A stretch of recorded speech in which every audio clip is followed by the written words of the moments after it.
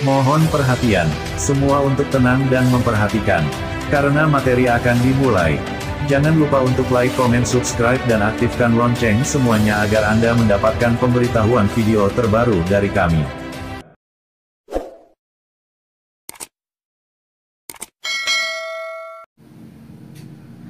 Assalamualaikum warahmatullahi wabarakatuh.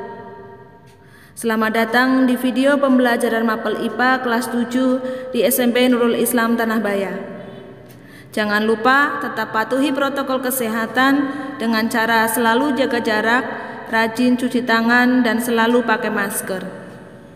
Sebelum kita mulai pembelajaran hari ini, marilah kita mulai dengan membaca basmalah. Bismillahirrahmanirrahim. Pada daring kali ini kita akan membahas tentang mikroskop dan keselamatan kerja.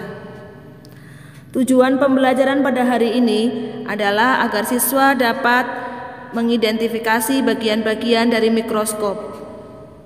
Yang kedua, siswa dapat menggunakan mikroskop dengan benar. Dan yang ketiga, siswa dapat mengidentifikasi simbol-simbol keselamatan kerja. Nanti akan kita bahas yang pertama jenis mikroskop, yang kedua bagian-bagian mikroskop, yang ketiga keselamatan kerja, dan yang keempat simulasi yang berisi soal. Yang pertama, mikroskop. Mikroskop adalah suatu alat optik yang berfungsi untuk melihat benda-benda kecil yang dapat dilihat secara langsung dengan mata. Mikroskop pertama kali ditemukan oleh Anthony van Leeuwenhoek pada tahun 1632 sampai 1723. Jenis mikroskop yang pertama adalah mikroskop cahaya.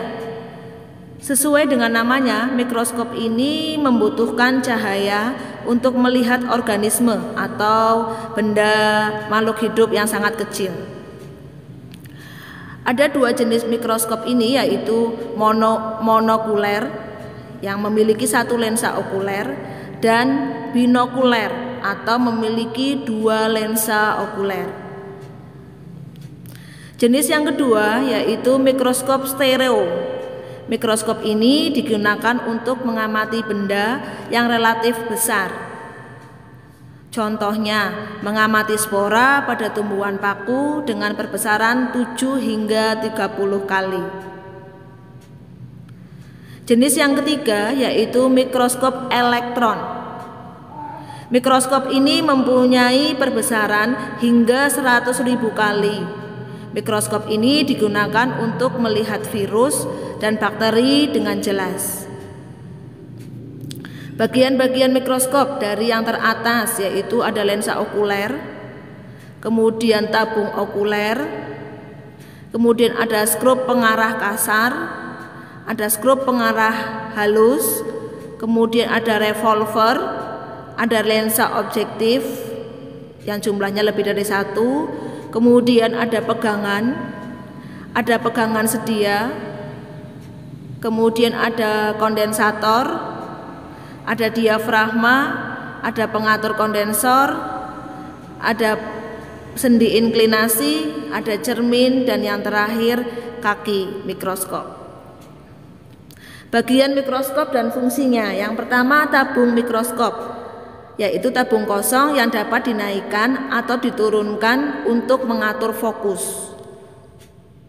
Yang kedua, lensa objektif, yaitu lensa yang terletak di bawah tabung mikroskop dan digunakan dekat dengan benda yang akan diamati. Yang ketiga, lensa okuler, yaitu lensa yang terletak di atas tabung mikroskop dan dekat dengan mata pengamat.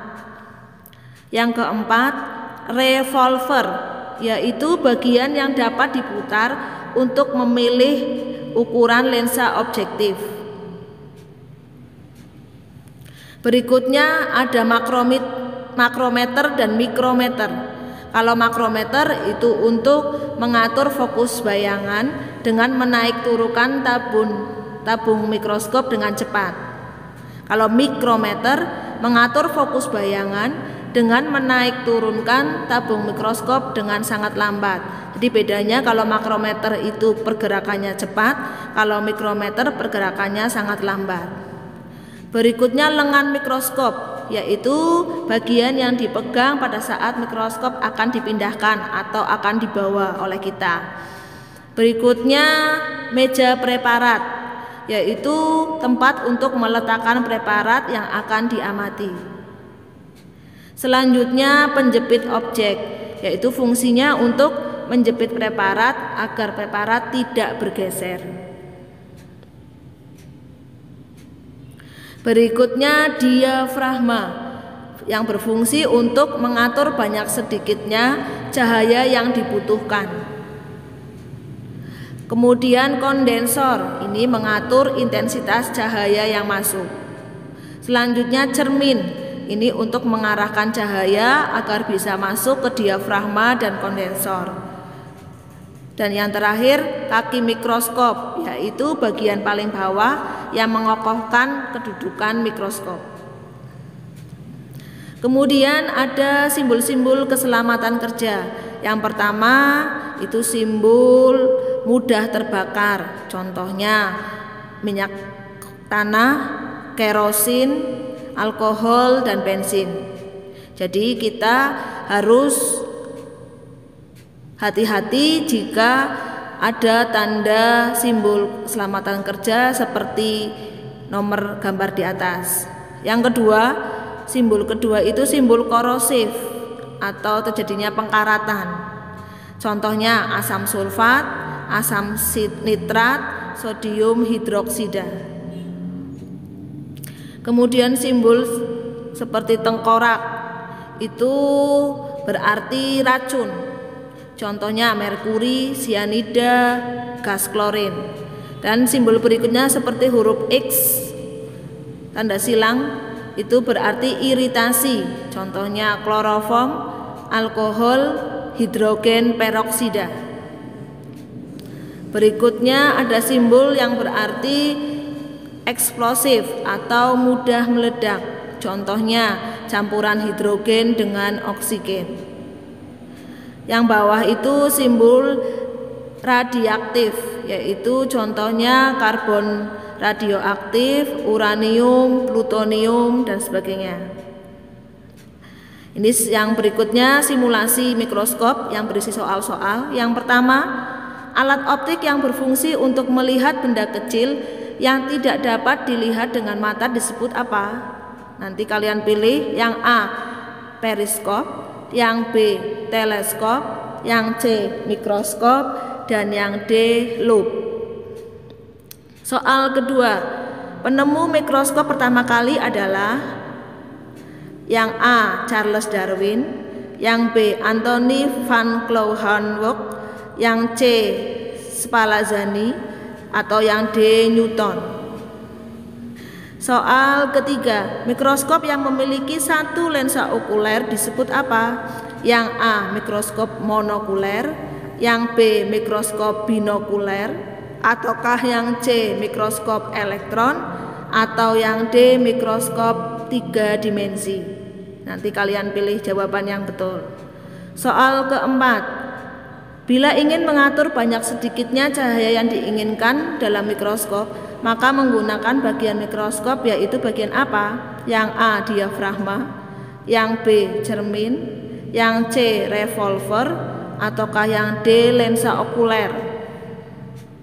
Soal berikutnya, contoh bahan yang mudah terbakar adalah yang A, alkohol, yang B, asam sulfat, yang C, amonia, ataukah yang D, merkuri.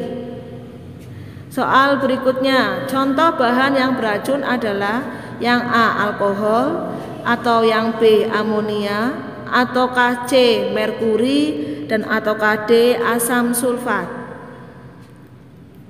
Soal nomor 9, berikut cairan yang menyebabkan terjadinya korosif atau pengkaratan adalah yang A, asam sulfat, ataukah yang B, merkuri, ataukah yang C, kalium, dan ataukah yang D, fosfor.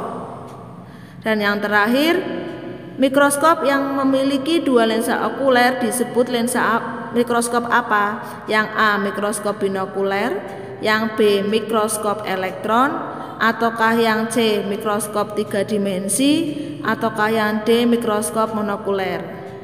Jangan lupa kalian tetap semangat mengerjakan tugas. Tugas bisa dikirim jawabannya ke WA saya atau ke Classroom. Itu saja yang dapat saya sampaikan. Marilah kita akhiri dengan bacaan hamdalah. Alhamdulillahirabbil alamin. Saya akhiri. Wassalamualaikum warahmatullahi wabarakatuh.